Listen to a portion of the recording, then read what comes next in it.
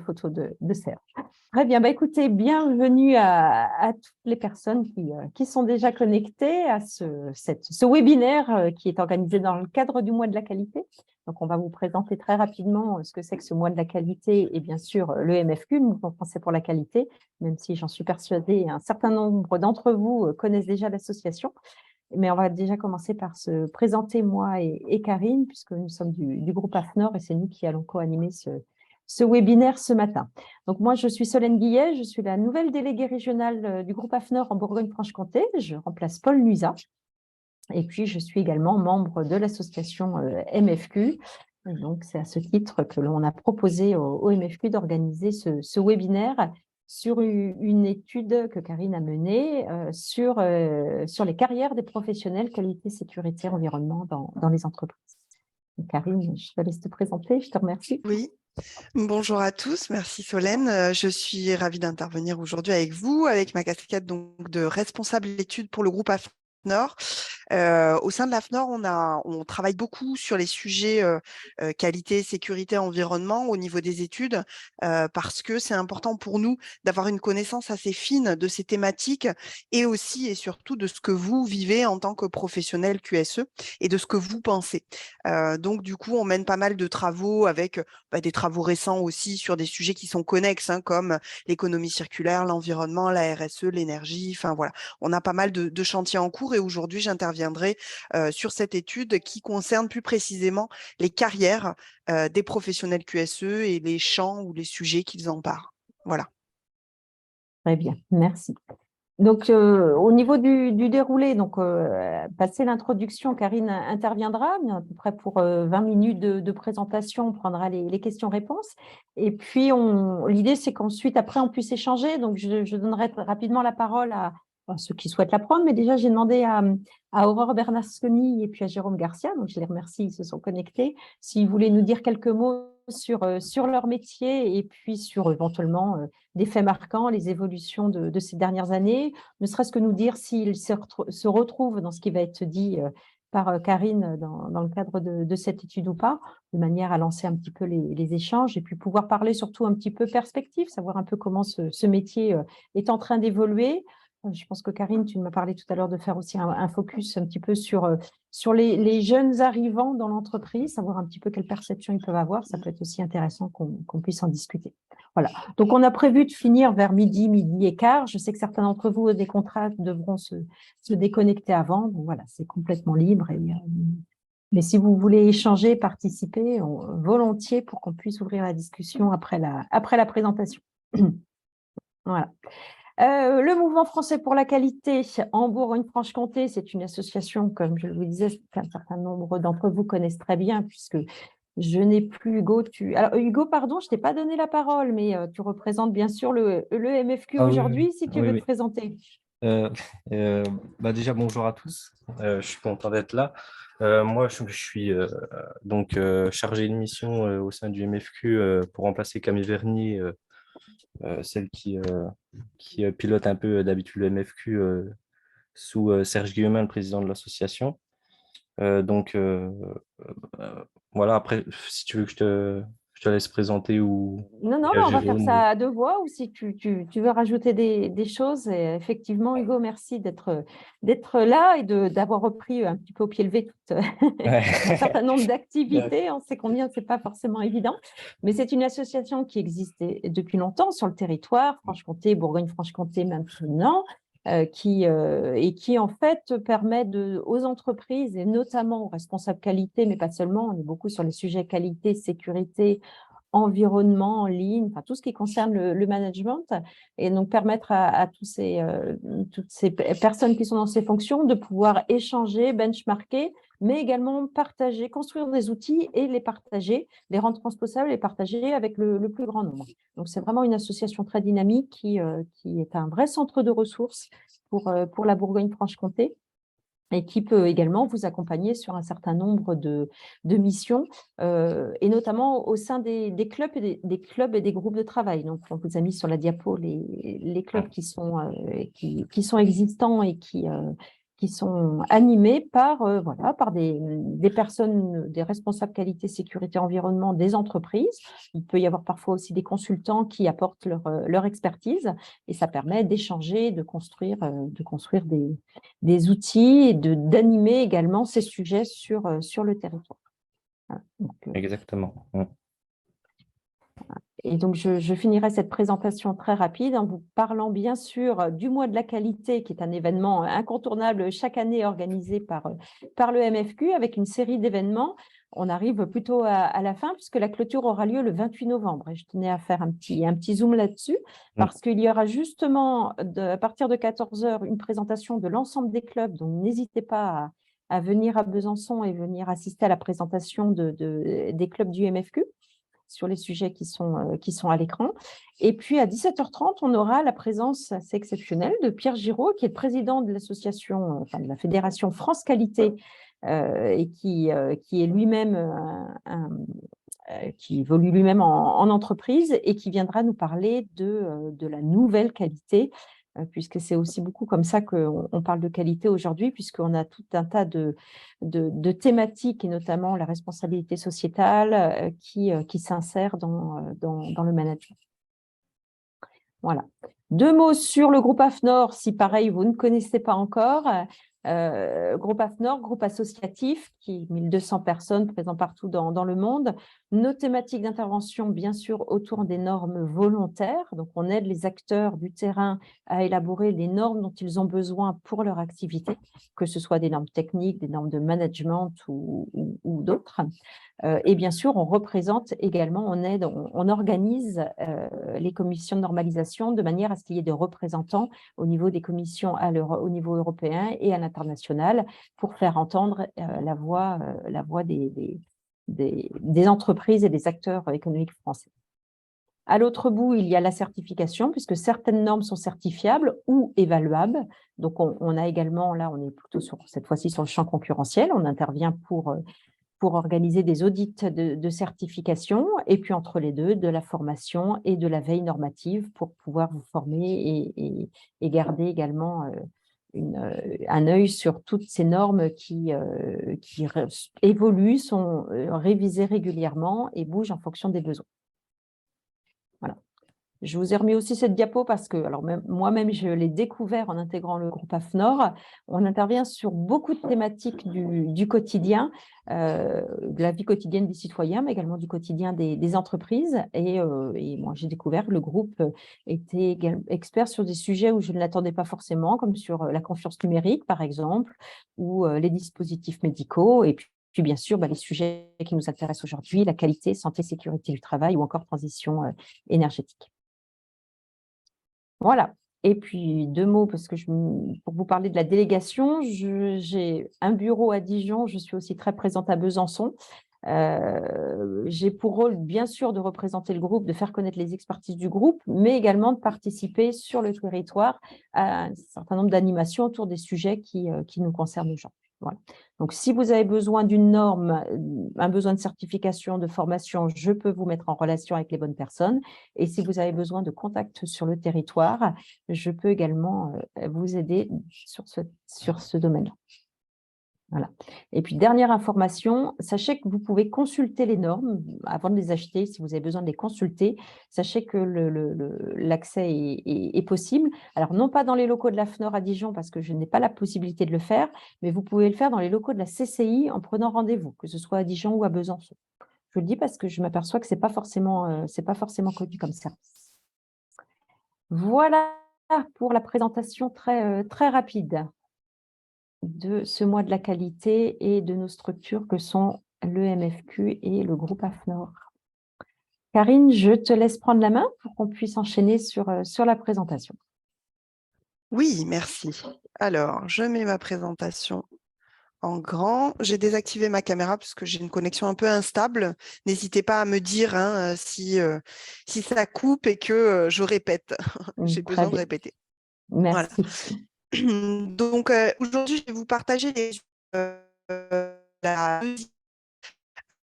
de cette étude, puisque c'est quelque chose qu'on essaye de suivre dans le temps, tout l'intérêt d'un baromètre, et donc qui est une étude sur les carrières de la fonction QSE. Par QSE, j'entends quand même largement tous les professionnels, qu'ils soient juste qualité ou qu'ils embrassent plusieurs sujets, bien sûr, tout le monde est représenté dans cette étude. Donc, j'ai environ 20 minutes et durant ces 20 minutes, je vais aborder plusieurs choses. D'abord, on va essayer de voir un petit peu qui sont les profils de ces professionnels QSE, quelles sont les organisations dans lesquelles ils évoluent, les scopes de travail également, sur quoi on met l'accent aujourd'hui et qu'est-ce qui bouge par rapport à notre baromètre à la première édition, vos évolutions et puis votre avis sur votre métier. Est-ce que c'est toujours intéressant de faire ce métier-là? On a souhaité intégrer pour ce baromètre-là la notion de compétence. On est assez convaincus que quand on parle de carrière, évidemment, la notion de compétence est assez importante. Donc, du coup, on a intégré ça. Et également, une nouveauté qu'on a intégrée à ce baromètre-là, puisque les résultats, nous les avons dévoilés en 2021. Et donc, du coup, on était proche quand même du moment de la crise sanitaire. On a souhaité donc savoir quels étaient les impacts. Et c'est vrai que dans notre futur baromètre, il y aura forcément d'autres impacts avec les crises qui se succèdent et qui probablement ont une répercussion sur vos missions. Alors, comment on s'y est pris pour étudier ces points-là? On a mené une étude quantitative. Donc, je vais vous parler de chiffres aujourd'hui. Et quand ça sera pertinent, je vous dirai un petit peu ce qui se passe versus le baromètre précédent. On a analysé au total presque 1400 retours. Là, je vais vous présenter ce qui concerne les 1322 professionnels QSE. Donc, vous voyez qu'on est sur quand même un échantillon qui nous permet d'avoir une base très solide de répondants. Alors, on va commencer par les faits. Qui êtes-vous?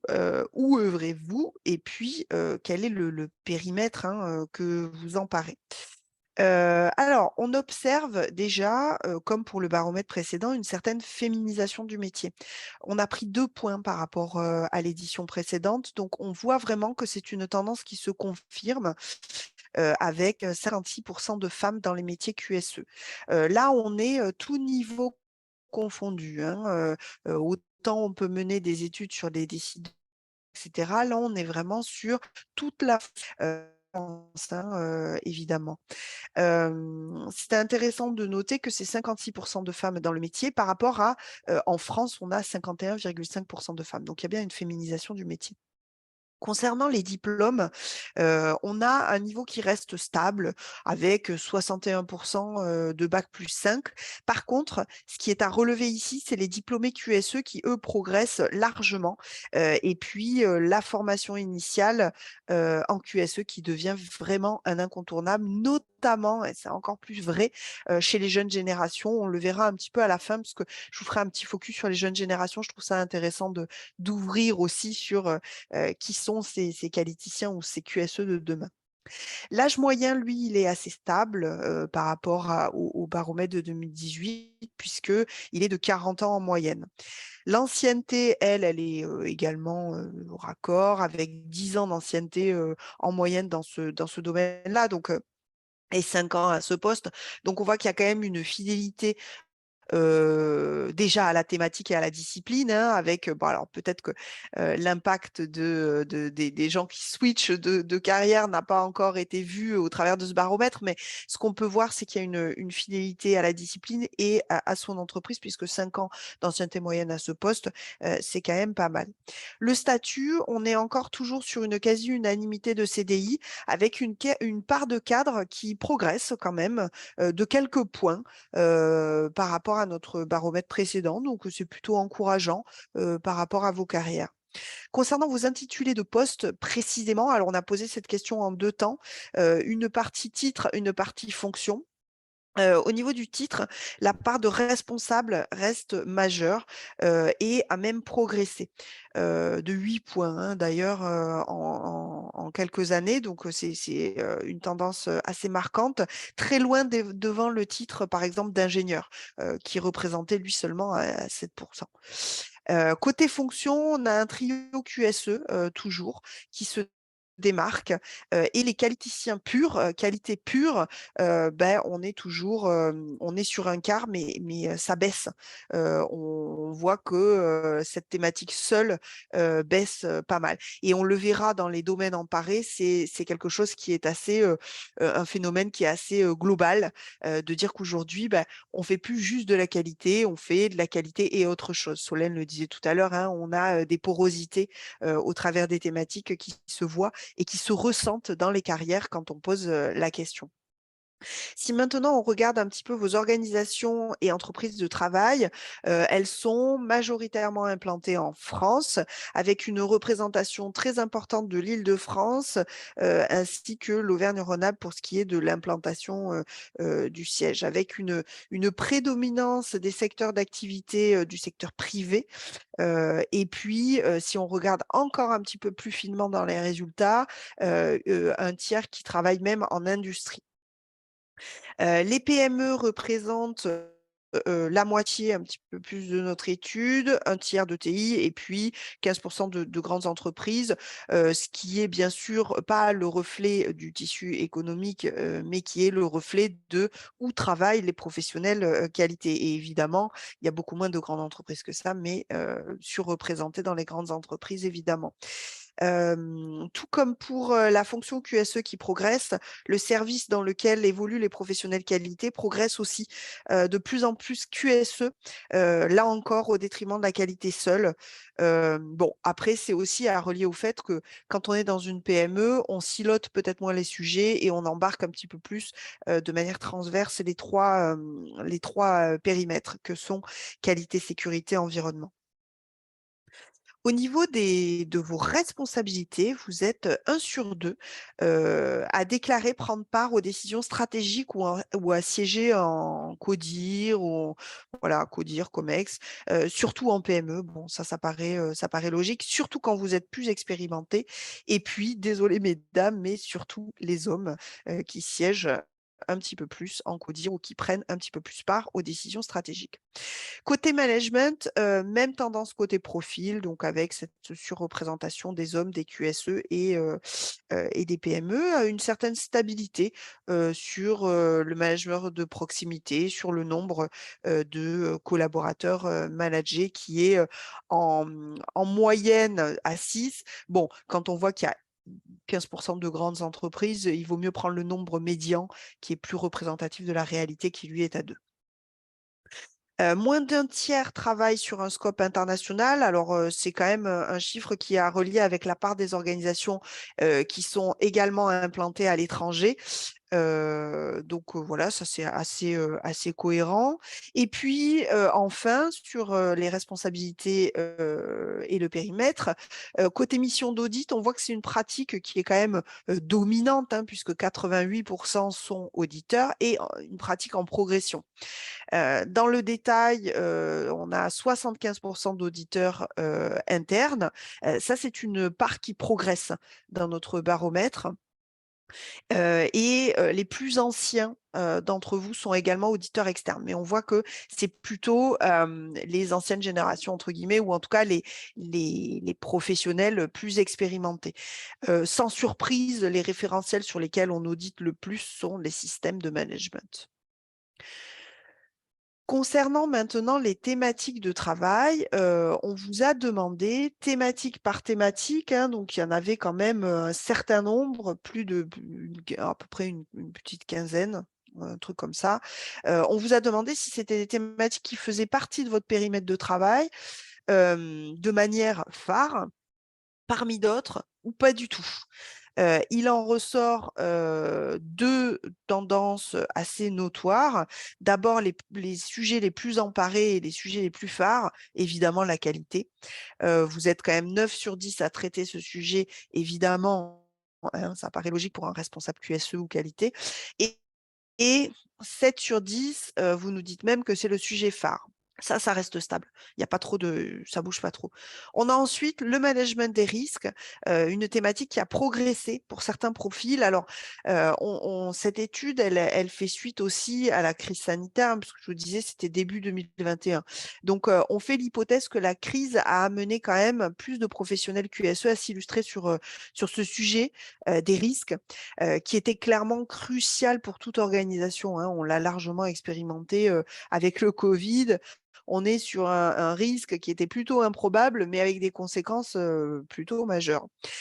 Concernant les sujets qui émergent, donc les thèmes qui vont progresser, ouais, j'ai pas parlé de la sécurité, c'est un sujet qui se maintient, même si, il est, tout du moins, important et d'autant plus la sécurité sanitaire dans une période, comme le covid. Au sujet des thèmes qui progressent et qui émergent, ceux qui sont encore un peu pas emparés en majorité, hein, puisque, vous le voyez, les pourcentages sont largement en deçà, mais qui ont nettement progressé, depuis, 2018, notre ancien baromètre. On va retrouver la RSE, l'énergie et l'économie circulaire. Alors, arrêtons-nous juste un tout petit peu sur la RSE. On voit bien sûr, hein, ce mouvement actuel de ce sujet qui monte beaucoup dans les médias un peu partout, et puis la crise qui a bien sûr, fait, encore plus parler, de ce sujet avec, la notion de sens, de besoin de sens, tant en individuel qu'en collectif et donc c'est un sujet, qui a une certaine porosité, comme je disais tout à l'heure, avec la qualité. Hem et pour finir, des thématiques, comme, l'expérience client, l'excellence de service, c'est des sujets qui sont très, très emparés, mais on voit que c'est des sujets qui ont un petit peu baissé dans, les priorités des professionnels QSE. Beh, forcément, hein, on prend des nouveaux sujets, il y a des nouveaux sujets qui montent, forcément, il faut bien qu'on baisse un peu la garde sur d'autres natures de sujets. Donc ça, c'est, pour ce qui était, sujet. Si maintenant on a regardé un petit peu qui vous étiez, ce que le périmètre que vous emparez, on va passer à un regard un petit peu plus qualitatif sur, votre pratique, du métier avec, plus précisément, une certaine auto-évaluation de vos compétences. Alors là, on est vraiment sur, un sujet qui est plutôt RH et QSE, hein, je vous propose d'aborder ce point-là. On a souhaité comprendre, où vous vous estimiez être sur un certain nombre de sujets, sur des compétences comportementales et des expertises. Alors pourquoi, des expertises techniques, hein, plutôt. Pourquoi ce distinguo? Eh bien tout simplement parce que, il nous semble incontournable d'avoir à la fois le savoir-faire, donc avec les techniques que vous pouvez avoir et que vous pouvez acquérir, mais aussi le savoir-être. Le savoir-être, ça se travaille aussi, mais il y a une partie peut-être un petit peu plus innée. Alors, concernant vos expertises d'abord, vous pouviez vous positionner de novice à expert. Bien sûr, hein, ceux qui mobilisaient pas du tout cette expertise, vous avez été écartés de cette question. Je vous propose ici un regroupement maîtrise, et en voie de maîtrise. Donc les expertises maîtrisées et en voie de maîtrise. On note que là où vous vous sentez le plus à l'aise, c'est la pratique de l'audit, d'une part, la réglementation, d'autre part. Si on regarde, hein, expertise maîtrisée, ceux qui se sont considérés comme performants et expert.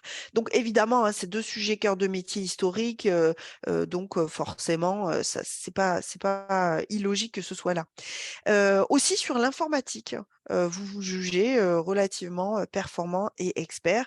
Évidemment, vous avez dû l'intégrer à votre pratique du travail, et on parle beaucoup de transformation digitale et cetera, donc c'est un sujet qui ne vous est pas étranger. Par contre, là où vous êtes un petit peu moins en maîtrise et plus en voie de maîtrise, c'est d'abord la gestion de projet, puis la maîtrise des outils de communication parce que vous vous jugez expert ou performant en informatique, certes, mais le pan très précis, des outils de communication est un petit peu plus délicat. Bon, alors bien sûr, avec le télétravail, on s'est quand même, imposé, enfin on a besoin d'utiliser des outils, donc on s'y met, hein, on s'y met. Et je pense que quand on va refaire le baromètre très prochainement, ça aura forcément progressé vers expertise maîtrisée. Au sujet de vos soft skills, on demandait finalement à quelle régularité vous faisiez preuve de ces compétences-là. Quand on voit le résultat, on voit encore qu'il y a un mouvement de votre métier vers votre rôle de plus en plus indépendant avec cette autonomisation massive. Vous dites à 74% mobiliser toujours ou presque l'autonomie, mais aussi également au service de projets ou d'autres collaborateurs, puisque vous êtes nombreux à nous partager le fait que, en termes de soft skills, vous devez régulièrement, presque toujours, hein, montrer et témoigner votre adaptabilité. Bon, la période n'est pas anodine aussi, et votre écoute. Donc voilà pour les compétences que vous témoignez, desquelles vous faites preuve ou que vous mettez en œuvre régulièrement ou toujours. Et pour vous muscler davantage, vous avez un souhait de progresser sur un certain nombre de sujets. D'ailleurs, vous êtes quasiment tous dans cette volonté de progresser, à l'exception de 4%. Bon, c'est plutôt rassurant, vous êtes dans une bonne dynamique. On retrouve le management, le leadership et les techniques d'animation, ce qui va encore plus appuyer dans le sens de votre rôle interne qui évolue. Vous avez besoin de faire travailler les gens ensemble, de vous imposer un peu comme leader naturel. Il y a ensuite d'autres compétences qui viennent. La gestion de projet, mais on l'a vu tout à l'heure, c'était pas forcément votre fort puisque vous étiez en voie de maîtrise, donc c'est pas illogique que ça arrive ici. Vous souhaitez encore progresser sur la réglementation, même si vous vous jugez pas mal, il reste encore un peu de progrès. Et puis la communication, la créativité. Ce qui est intéressant, c'est que le premier driver de cette montée en compétences, c'est de vous accomplir. C'est plus seulement de bien réaliser vos missions, c'est de vous accomplir. La crise, elle a beaucoup questionné cette question de sens, en fait. Donc, forcément, ça, c'est normal que ce résultat apparaisse aussi fortement et ce souhait soit aussi fort. D'ailleurs, excellente transition pour vous parler de votre vécu de la crise. Qu'est-ce que la crise a finalement principalement impacté chez vous? Des choses qui probablement perdurent pour la plupart.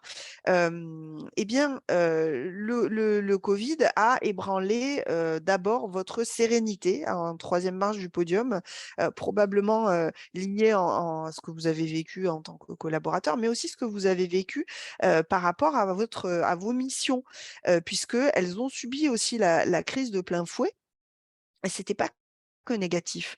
En effet, l'impact sur votre mission, il est principalement lié à des nouvelles missions que vous avez pu avoir et ça fait écho avec ce que je vous racontais au début quand on parlait des thèmes emparés. On a vu bondir la prise en main du sujet des risques, on a vu bondir le sujet de la RSE. C'est très certainement en lien avec la façon dont le Covid a impacté vos missions et qui probablement se pérennise, hein. Là, on est en train de mener une autre étude sur la qualité au sens large, je vous en reparlerai et c'est vrai que c'est un sujet qui est toujours très d'actualité. Donc, finalement, la crise, elle a impacté et elle impacte toujours. Et c'est vrai que quand on regarde encore plus finement, on voit que les QSE, ceux qui sont vraiment sur ce triptyque QSE, qualité, sécurité, environnement, ont eu tendance à plus s'emparer que la moyenne, le management des risques. Alors que les qualiticiens purs, eux, ils se sont vus un peu relégués sur leur mission essentielle pour vraiment reprioriser. Donc, finalement, on voit que les professionnels qui emparent plus de thématiques ont mieux tiré leur épingle du jeu et ont pu avoir des nouvelles missions, en fait, suite à la crise. Alors, quid de votre satisfaction dans votre travail? D'abord, on remarque que la satisfaction globale a légèrement progressé, passant de 6,4 à 6,7, ce qui est quand même un petit delta. Les plus satisfaits sont ceux dont le poste est plus varié en termes de responsabilité comme de sujets emparés. Et dans le détail, qu'est-ce qui fait le sel de la satisfaction? Donc là, ici, c'est une matrice importance-performance pour voir qu'est-ce qui contribue positivement et négativement énormément à votre satisfaction globale. D'abord, les atouts de votre poste, c'est-à-dire les basiques qu'on doit maintenir, c'est notamment la qualité de vie au travail, votre équilibre vie pro, vie perso, et puis aussi les conditions matérielles dans lesquelles vous pouvez réaliser vos missions. Même si ces pans ont légèrement diminué et la crise n'y est pas pour rien non plus. Ensuite, les forces de votre poste, c'est-à-dire ce qui vous rend content, ce qui vous rend content de venir faire votre travail, on a l'intérêt du poste et il ne se dément pas. Donc, c'est toujours aussi agréable de vous parler parce que vous êtes convaincu. C'est là même où la satisfaction est la plus élevée. Avec plaisir, hein, on se dit que votre poste est toujours aussi riche, varié, plaisant et qui bouge. Vos missions bougent et donc, du coup, ça le rend intéressant.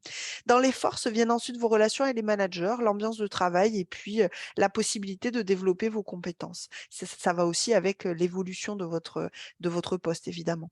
Par contre, ce qui pêche et ce qui va vraiment avoir une incidence lourde sur votre travail, c'est d'une part la perspective d'évolution en interne et d'autre part votre implication dans les sujets stratégiques que vous trouvez peut-être un petit peu légère au regard des sujets que vous emparez et de l'importance que revêt votre mission en fait au sein de l'organisation. Maintenant, je tiens quand même à souligner, encore une fois que ceux qui ont emparé, notamment le management des risques, ont tendance à être, assez insatisfaits, de ces perspectives d'évolution, un petit peu moins insatisfaits, pardon, de ces perspectives, d'évolution en interne parce qu'eux ont pu tirer, leur épingle du jeu, comme je vous le disais, tout à l'heure. Alors pour la suite professionnelle QSE, avec tout ce que nous venons de voir, comment vous envisagez les choses? Quelles sont vos projections pour l'avenir? Finalement, une mobilité somme toute limitée puisque 2 sur 5 d'entre vous, se projettent sur les mêmes fonctions ou dans un poste proche. C'est un chiffre qui a énormément progressé. On cherche de la stabilité, on le sent, hein, dans son poste, dans son organisation et moins d'un tiers d'entre vous souhaitez avoir, un poste avec une nette évolution. Donc on a un besoin de stabilité qui intervient hein, dans ce contexte de remise en cause de nos modes de vie et à voir si en 2023, quand on va relancer le baromètre 2 ans après, voir comment ça se passe et comment ça évolue.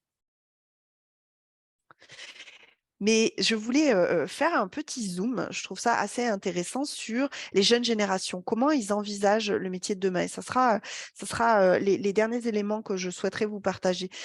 D'abord, on remarque qu'il y a encore plus de femmes chez les jeunes. Donc, la tendance féminisation, elle se consolide encore ici. La tendance de la professionnalisation se consolide aussi avec une formation qui s'acquiert un petit peu plus sur le tard au global, là où les moins de 35 ans, eux, sont beaucoup plus diplômés QSE. Et c'est encore plus vrai chez les moins de 30 ans. Donc on a le métier devient de plus en plus formé, outillé, professionnalisé. Et les jeunes générations, on les retrouve un petit peu moins dans l'univers industriel que la moyenne. Ils sont un petit peu plus dans les services. Concernant le périmètre de travail de nos jeunes générations, les moins de 35 ou les moins de 30, on constate un accent un petit peu plus franc sur la qualité et sur l'environnement que la moyenne.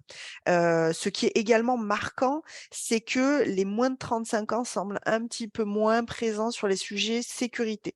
Donc après, on peut se dire aussi que, étant jeune professionnel, on prend ce qui est un petit peu moins à risque potentiellement, la sécurité étant peut-être un petit peu plus cruciale à manager. Ça reste une hypothèse, ça reste à voir. Mais en tout cas, ce qui est clair, c'est que on voit dans les champs emparés une vraie différence. Toujours concernant les périmètres, plus précisément sur les responsabilités, évidemment, moins nombreux à être managers et moins souvent sur la gestion de budget. Bon, ça, c'est logique hein, par rapport au fait qu'ils sont jeunes arrivants et puis ils sont moins fréquemment impliqués sur tout ce qui va être mission d'audit. Alors, on a parlé tout à l'heure des compétences. Revenons-y sous l'angle des nouvelles générations. Ils sont un peu plus compétents sur la technologie que la moyenne. Bon, ça paraît du bon sens, mais enfin voilà, c'est une belle opportunité au regard de cette nécessaire transformation du métier vers plus de transformation numérique qui s'opère aujourd'hui, d'ailleurs, que ce soit dans le secteur qualité ou dans tous les secteurs. Hein. Et d'ailleurs, j'en profite pour vous dire que la grosse étude qualité sur laquelle on travaille actuellement et qu'on aura l'occasion de vous présenter en 2023, qui traite des mouvements et des paradoxes de la qualité, nous prouve que tout ce qui va être autour de la techno, de l'automatisation, de la gestion des data ou même la blockchain, sont des points cruciaux du métier de demain. On en reparlera et on vous en reparlera dès janvier. Restez bien à l'écoute sur ce sujet-là sur nos réseaux puisqu'on vous en reparlera. Outre ce point-là, on a des sujets donc oui, outre le sujet de l'informatique, on a d'autres sujets qui sont un petit peu mieux emparés que la moyenne. C'est aussi lié à une expérience un peu différente. On constate que les moins de 35 ans sont un petit peu plus novices ou débutants en gestion de projet, audit, management, leadership. Bon, ça paraît assez classique. La montée en compétences pour eux, et ça c'est vraiment intéressant, c'est synonyme de s'accomplir et c'est beaucoup plus vrai que la moyenne. Donc on a des nouvelles générations, et ça c'est vrai en qualité, c'est vrai partout, hein, qui recherchent ce sens au travail. On est aussi sur une autre raison, une raison phare de monter en compétences, ça va être d'évoluer ou de renforcer son employabilité. Évidemment, hein, quand on est jeune, on aspire à peut-être faire une carrière et donc on veut monter en compétences pour ça. Et du coup, quid de l'avenir? Il est intéressant d'abord de noter que les plus jeunes craignent moins que la moyenne la perte de leur emploi. Donc, ouais, ils sont ambitieux, hein, ils veulent monter dans la hiérarchie, mais voilà, en même temps, ils sont pas forcément attachés à leur emploi d'aujourd'hui. En même temps, enfin voilà, je vous l'ai pas mis là, mais ils sont souvent responsables que la moyenne. Ils ont un petit peu plus des rôles d'ingénieurs, de chargés de mission, par exemple. Pour un quart d'entre eux, hein, sur les moins de 35 ans, l'évolution qu'ils souhaitent, ils la veulent ailleurs. Donc, vous voyez, on a une fidélité qui est vraiment pas aussi forte que celle qu'on pouvait avoir tout le panel confondu. Donc voilà ce que je pouvais vous partager sur les carrières des professionnels QSE avec ce petit focus de fin sur les nouvelles générations. Pour conclure, on peut retenir quelques points clés. Votre métier est de plus en plus professionnalisé avec des nouveaux entrants, ces jeunes qui sont de plus en plus diplômés, mais aussi de plus en plus intégrés avec le triptyque QSE qui va se renforcer au détriment de la qualité pure. On voit que les professionnels QSE emparent de plus en plus de sujets, que la crise a permis ce boost avec une mise en lumière des sujets risques, des sujets sécurité ou des sujets du sujet RSE qui est monté aussi, qui finalement en ont fait un métier au cœur de l'organisation ou tout du moins visible de la direction.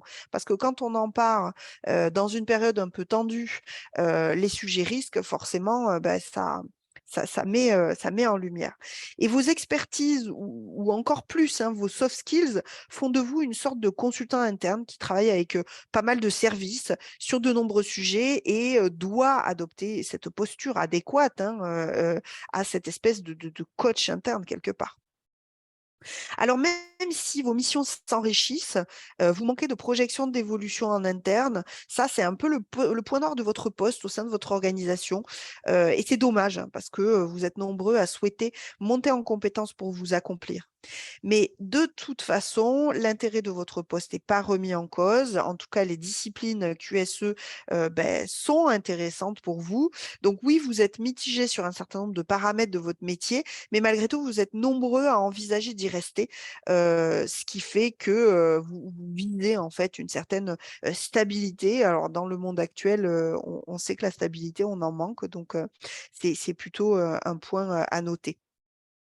Et en toile de fond, hein, ici dans votre métier, mais comme ailleurs, on a des jeunes qui sont quasi systématiquement formés et en QSE, qui aspirent à plus de sens et témoignent de cette ambition de progresser dans leur métier.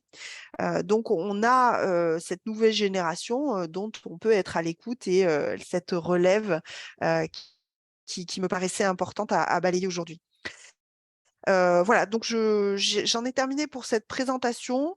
Moi, je reste là de toute façon pour finir cette présentation et je suis disponible si jamais vous avez des questions un petit peu plus précises sur l'étude. Merci beaucoup, Karine. C'était très, très intéressant. J'ai appris des choses, j'avoue. Écoutez, avant de passer la parole à Aurore et à Jérôme pour entendre un petit peu leur point de vue, leur témoignage, si vous avez peut-être une ou deux questions pour Karine par rapport à cette étude, n'hésitez pas. On n'est pas très, très nombreux, hein, activez votre micro et puis n'hésitez pas à poser vos questions.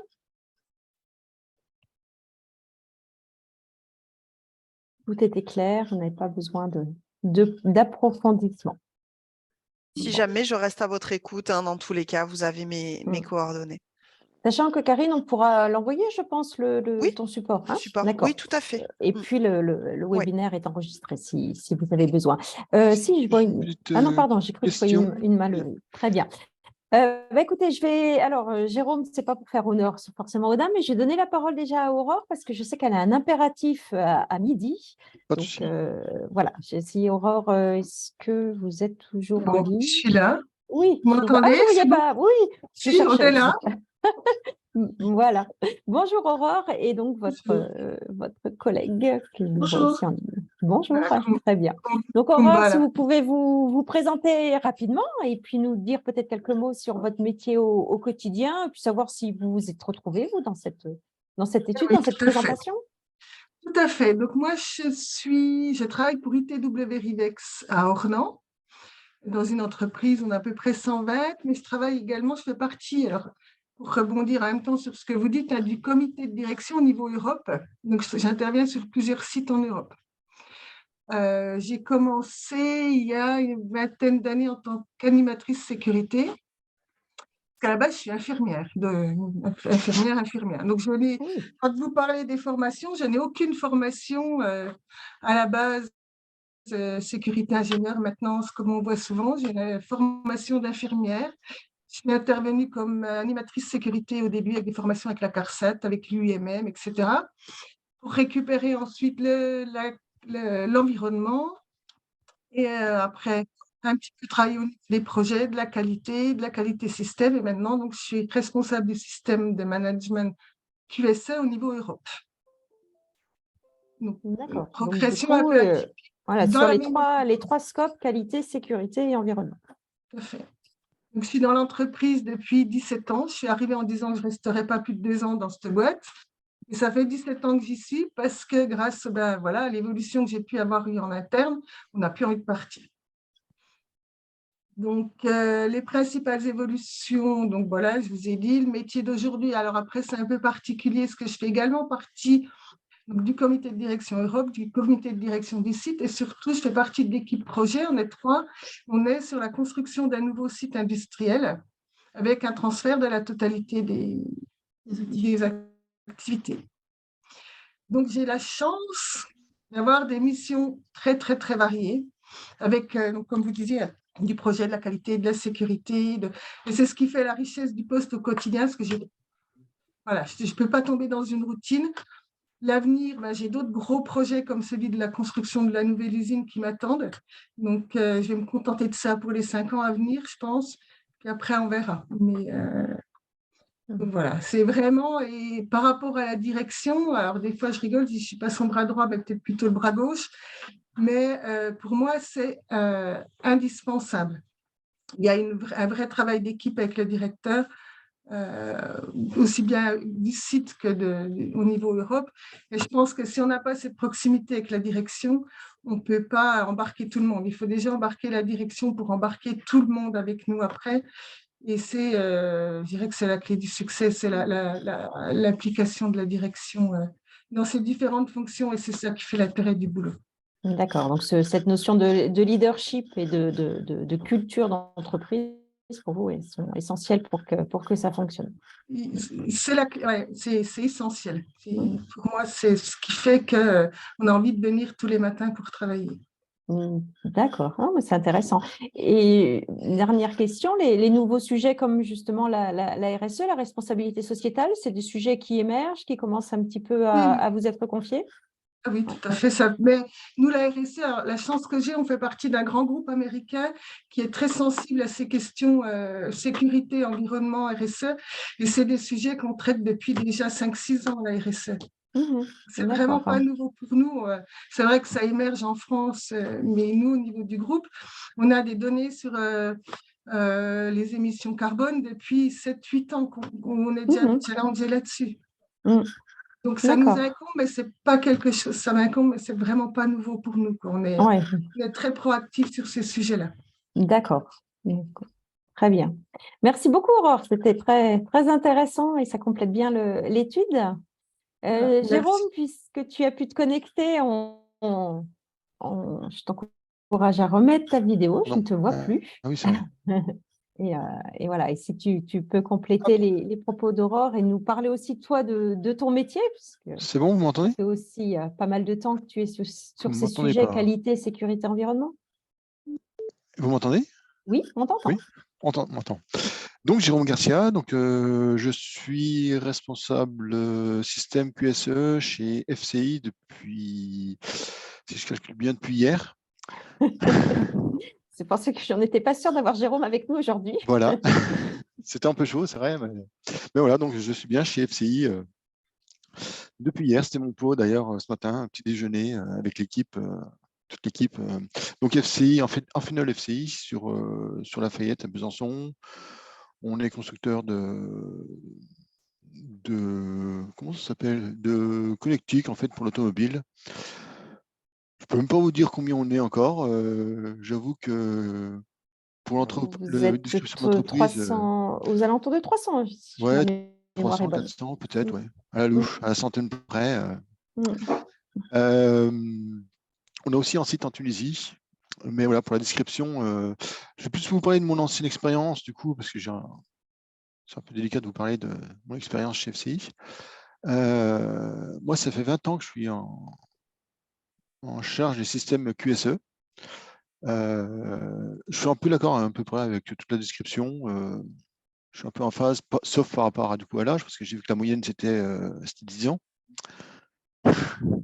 C'est 40 ans, C'est ça, non, on n'est c'est pas ça. si loin que ça. Non, non, non, non. Non, pareil, je ne pensais pas faire rester si longtemps en fait, dans la fonction, mais mon précédent poste, en fait, je suis qu'à ma troisième entreprise, hein, donc je correspond bien. Je suis surprise par rapport à la présentation.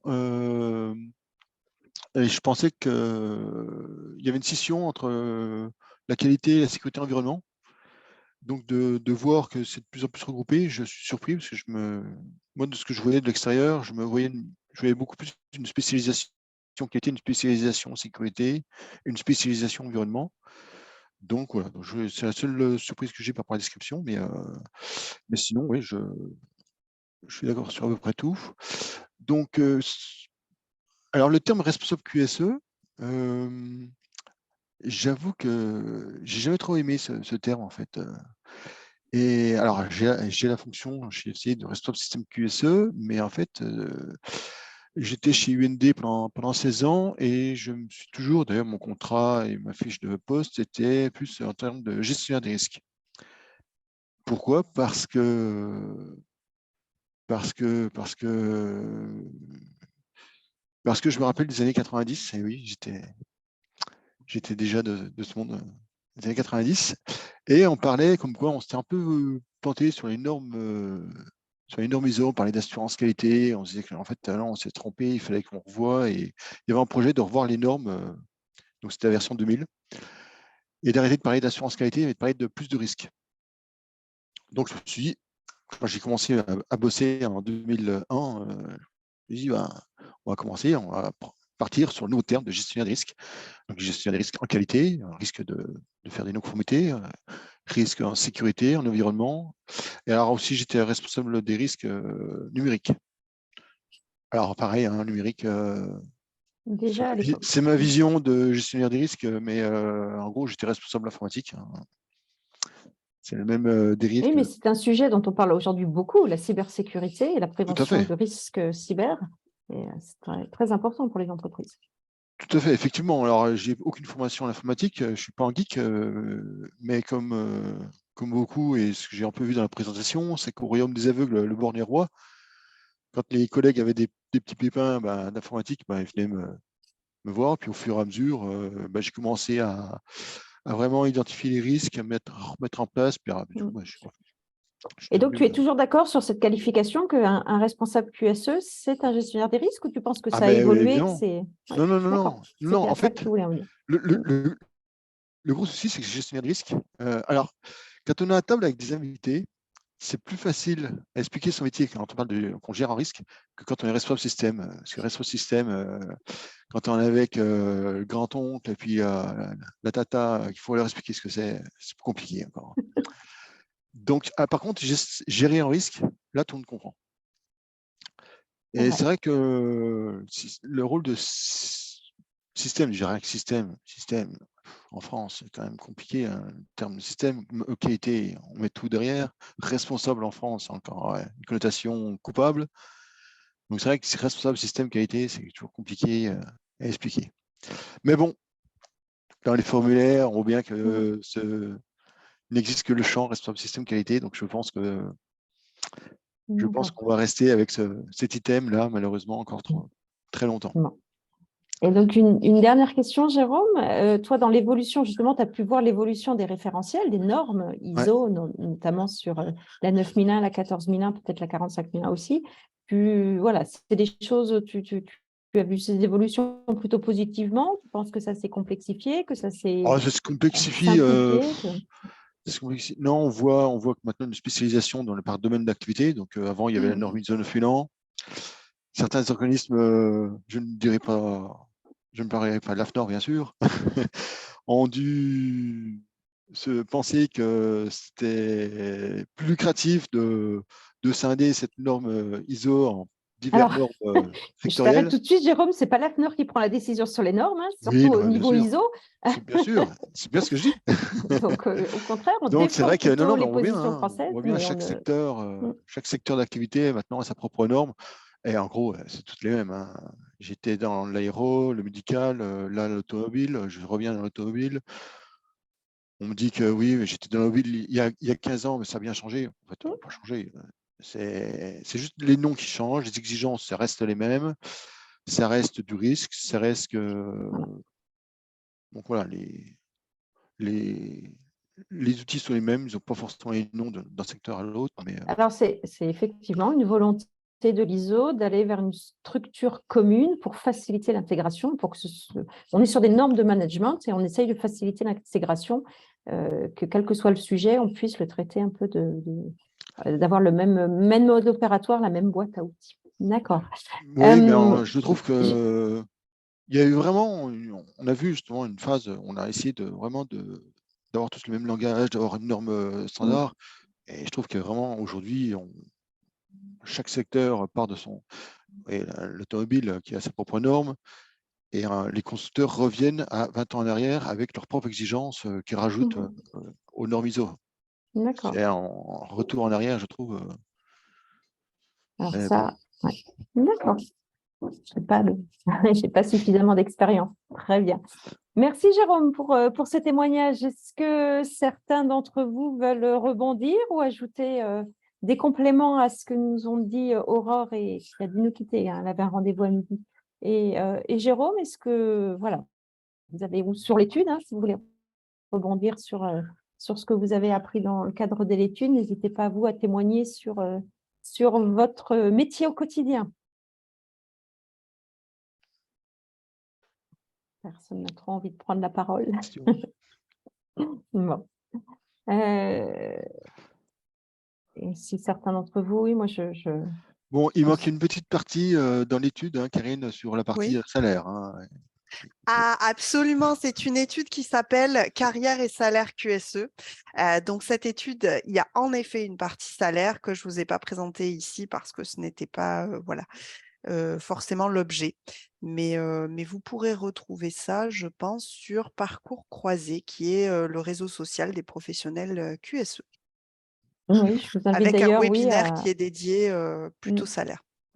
à vous connecter, puisque Parcours Croisé, ça fonctionne finalement un petit peu comme le MFQ, on va dire ça comme ça, mais au niveau national. Donc, c'est en ligne et c'est la possibilité, c'est comme un réseau social, c'est la possibilité d'échanger avec d'autres responsables qualité, sécurité, environnement sur les sujets qui vous intéressent, avec qui, voilà, soit vous voulez ouvrir une discussion sur un sujet, soit vous voulez participer à un sujet déjà ouvert. Et puis, il y a effectivement des webinaires qui sont proposés régulièrement sur différents sujets. Voilà. Je ne sais pas, Karine, si tu veux, écoutez, s'il n'y a pas d'autres questions, pas d'autres réactions, on ne va pas vous retenir plus longtemps. En tout cas, on espère que ça vous a intéressé. N'hésitez pas à nous le faire savoir sur le mail ou sur le chat de la discussion. En tout cas, j'espère que ça répondait à vos attentes. Karine et moi, on est à votre écoute. Hein, si vous avez des questions qui vous... Voilà, comme Jérôme qui a osé poser la question sur les salaires, mais si vous avez d'autres questions, n'hésitez pas à nous les poser par la suite par mail. On tâchera de vous trouver les informations et de vous y répondre. Voilà. J'espère ne rien Merci. avoir oublié. Hugo, est-ce qu'il y avait d'autres choses à dire, soit sur les MFQ, sur le mois de la qualité? Ah Hugo, oui, je l'interroge, mais en fait, je sais qu'il avait aussi quelque chose en même temps. Alors, le pauvre, Ah il bah, est au four et au moulin. Donc, c'est normal qu'il ne me réponde pas. Très bien. Écoutez, merci beaucoup merci à vous. pour votre participation. Merci, Jérôme. Et puis, je remercie encore une fois Aurore, mais plutôt par l'intermédiaire de sa collègue qui a dû nous quitter. Merci beaucoup pour votre témoignage qui était voilà, différent, mais complémentaire. Et puis, je vous dis à très bientôt. Peut-être à une des réunions du club, des clubs du MFQ. Voilà. Avec grand plaisir. À bientôt. Merci. Au revoir. Au Bonne revoir. journée à tous. Et puis, on vous enverra la présentation et le lien vers le replay. Au revoir.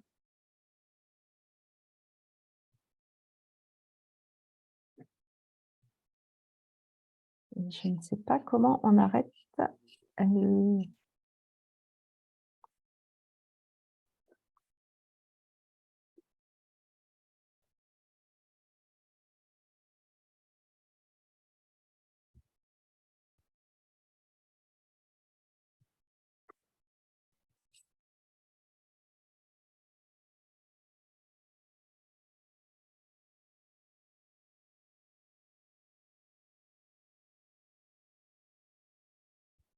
Oui, une petite seconde, Karine. Je ne suis pas encore